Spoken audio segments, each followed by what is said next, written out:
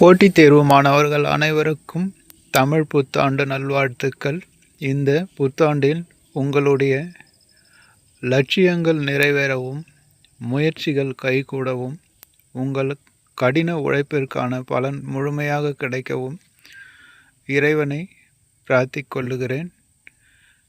நீங்கள் இந்த புத்தாண்டு முதல் கொண்டு நீங்கள் நினைத்தபடி அரசாங்க அதிகாரியாக அல்லது அரசாங்க ஆசிரியராக வேறு என்னென்ன நீங்கள் கனவு கண்டிருக்கிறீர்களோ அந்த கனவுகளை அடையவும், உங்களுடைய ஆசைகள் நிறைவேறவும் நம்முடைய ஆர்ட்ஸ் காலேஜ் அகாடமி மனமாற வாழ்த்துகிறது. மாணவர்களே,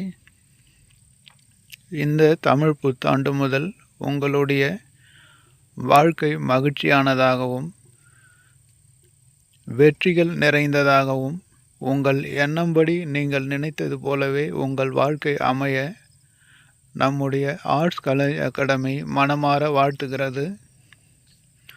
அதுபோக வருகிற 25ஆம் தேதி, அதாவது ஏப்ரல் மாதம் 25ஆம் தேதி குரூப் 4 தேர்வுக்கான நோட்டிஃபிகேஷன் வர இருக்கிறது. மாணவர்களே, கட்டாயமாக நீங்கள் அந்த தேர்வை எழுதுங்கள். ஏனென்றால்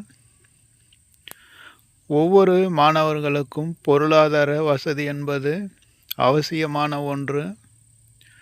எனவே நீங்கள் முதலில் ஏதாவது ஒரு எளிமையான வேலையை பிடித்து விடுங்கள். அதற்கு பிறகு நீங்கள் நினைத்த உயர்ந்த பதவியை முயற்சிக்கலாம். நண்பர்களே, அதாவது உங்களுக்கு புரியும்படி சொல்ல வேண்டுமானால், சில மாணவர்கள் குரூப் 1 அதிகாரியாக வேண்டும் என்று இருப்பார்கள்.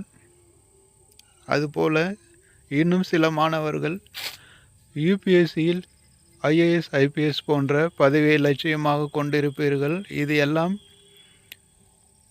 நியாயமானது தான், அதில் எதுவும் தவறென்று சொல்ல முடியாது. இருந்தாலும் உங்கள் வாழ்வாதாரத்திற்கு ஒரு சிறிய வேலையை பிடித்து விடுங்கள் நண்பர்களே. அதற்கான வாய்ப்பு தான் டிஎன்பிசியால் இந்த மாதம் 25ஆம் தேதி குரூப் 4 தேர்விற்கான நோட்டிஃபிகேஷன் வர இருக்கிறது. அதை சரியாக பயன்படுத்தி கொள்ளுங்கள் நண்பர்களே. எப்படி இருந்தாலும் குரூப் 4 தேர்வானது ஜூலை மாதம் 13ஆம் தேதி நடைபெறுவதாக தெரிவித்திருக்கிறார்கள். அதன்படி பார்க்கும்போது அது OMR என்கிற ஒரே ஒரு தேர்வு தான் நண்பர்களே. எனவே 2 மாதங்களில் திருத்தி முடித்து விடுவார்கள். 3வது மாதத்தில் தேர்வு முடிவு வெளியிட்டப்படும். அதாவது ஜூலையில் தேர்வு நடந்தால் ஆகஸ்ட், செப்டம்பர், அக்டோபர் அல்லது நவம்பர் மாதத்தில் குரூப் 4 தேர்விற்கான முடிவுகள் வெளியிட்டு விடுவார்கள் நண்பர்களே. அதன் பிறகு சான்றிதழ் சரிபார்ப்பு மற்றும் கவுன்சிலிங் என்பது ஆரம்பிக்கும். எனக்கு தெரிந்தவரை வருகிற ஜனவரி மாதத்திற்குள் குரூப் 4 தேர்விற்கான பணிகள் அனைத்தும் முடித்து விடுவார்கள். ஏனென்றால் அதற்கடுத்து சட்டமன்ற தேர்தல் நடைபெற உள்ளது. இந்த ஆட்சியானது வருகிற மே மாதத்தில் முடிகிற காரணத்தால் பிப்ரவரி அல்லது மார்ச் மாதத்தில் அதற்கான தேர்தல் பணிகளை ஆரம்பித்து விடுவார்கள். எனவே அதற்கு முன்பாக குரூப் 4 தேர்வுக்கான பணி நியமனங்கள் வழங்கப்படும் என்று நினைக்கிறேன் நண்பர்களே. எனவே வருகிற குரூப் 4 தேர்வை கட்டாயமாக எழுதுங்கள் நண்பர்களே. முதலில் ஒரு சிறிய வேலையை பிடித்து விடுங்கள். உங்களுடைய செலவிற்கும் வாழ்வாதாரத்திற்கும் அது ஒரு அடிப்படை தேவையாக இருக்கும். அதன் பிறகு நீங்கள் நினைத்த உயர்ந்த பதவியை முயற்சி செய்யுங்கள் நண்பர்களே. அதாவது குரூப் 4 தேர்வில் தேர்ச்சி பெற்று அதில் சேர்ந்துவிட்டு அதன் பிறகு யூபிஎஸ்சி போன்ற உயர்ந்த தேர்வுக்கும் முயற்சி செய்யுங்கள், அல்லது குரூப் 1 போன்ற உயர்ந்த தேர்வுக்கும் முயற்சி செய்யுங்கள். வேறு சிலர் குரூப் 2 தேர்வுக்கும் முயற்சி செய்வார்கள். அதுவும் தவறில்லை. ஆக மொத்தம் நீங்கள் முதலில் ஒரு சிறிய வேலையை பிடித்து விடுங்கள் நண்பர்களே. அதாவது குரூப் 4 தேர்வு எழுதி அதில் வெற்றி பெற்று விடுங்கள். அதன் பிறகு நீங்கள் எவ்வளவு உயர்ந்த பதவியும் முயற்சி செய்யலாம், அதில் ஏதும் தவறில்லை. எனவே வருகிற குரூப் 4 தேர்வை நன்கு பயன்படுத்தி கொள்ளுங்கள் நண்பர்களே. இது ஒரே தேர்வு என்பதால் தேர்வு முடிவும் விரைவாக வெளியிட்டு விடுவார்கள். நான் சொன்னது போல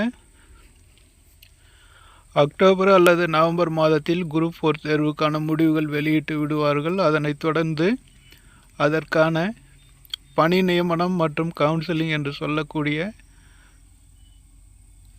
ஒரு நியமனமானது வருகிற ஜனவரி மாதத்திற்குள், அதாவது பொங்கலுக்குள் முடித்து விடுவார்கள் நண்பர்களே.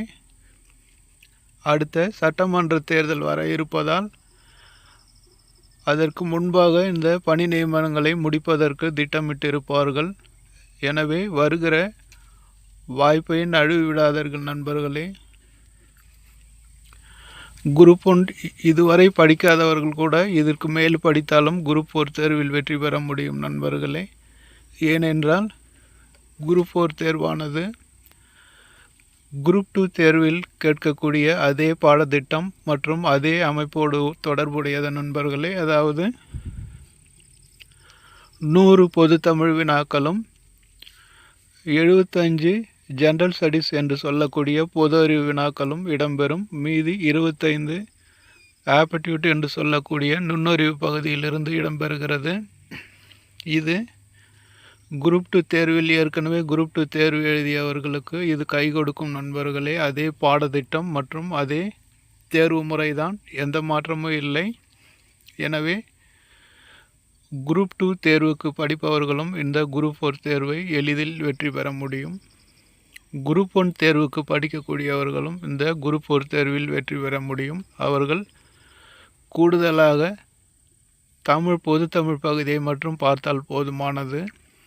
மற்றபடி பொது அறிவு மற்றும் கணித பகுதி அவர்களுக்கு மிக எளிமையாக தான் இருக்கும். எப்படி இருந்தாலும் குரூப் 4 தேர்வு வருகிற 25ஆம் தேதி வர இருக்கிறது. அதன் பிறகு நீங்கள் படிக்க ஆரம்பித்தால் கூட குரூப் 4 தேர்வில் வெற்றி பெற முடியும் மாணவர்களே. ஏனென்றால் 2 மாத காலத்திற்கு மேல் கால அவகாசம் கொடுக்கிறார்கள். அதாவது ஏப்ரல் 25இல் நோட்டிஃபிகேஷன் விட்டு ஜூலை 13ஆம் தேதி தான் குரூப் 4 தேர்வு நடத்துகிறார்கள். அதாவது மே ஜூன் என்கிற 2 மாதங்கள் முழுமையாக உள்ளது நண்பர்களே. அதாவது ஏறக்குறைய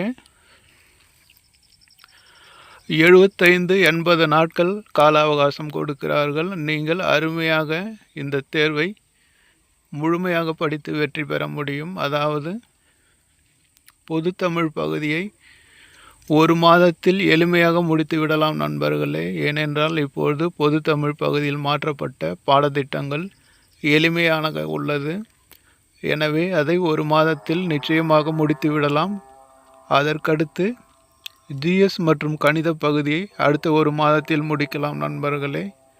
எனவே வருகிற வாய்ப்பை பயன்படுத்தி கொள்ளுங்கள். நீங்கள் நிச்சயமாக அரசாங்க அதிகாரியாக வர வேண்டும் என்று இந்த தமிழ் புத்தாண்டில் மனமாற வாழ்த்துகிறேன் நண்பர்களே. மீண்டும் நம்முடைய ஆர்ட்ஸ் காலேஜ் அகாடமி சார்பாக அனைத்து மாணவர்களுக்கும் இனிய தமிழ் புத்தாண்டு நல்வாழ்த்துக்களை மனமாற தெரிவித்துக் கொள்ளுகிறது. நன்றி நண்பர்களே. மீண்டும் அடுத்து ஒரு வீடியோவில் சந்திக்கலாம். நன்றி.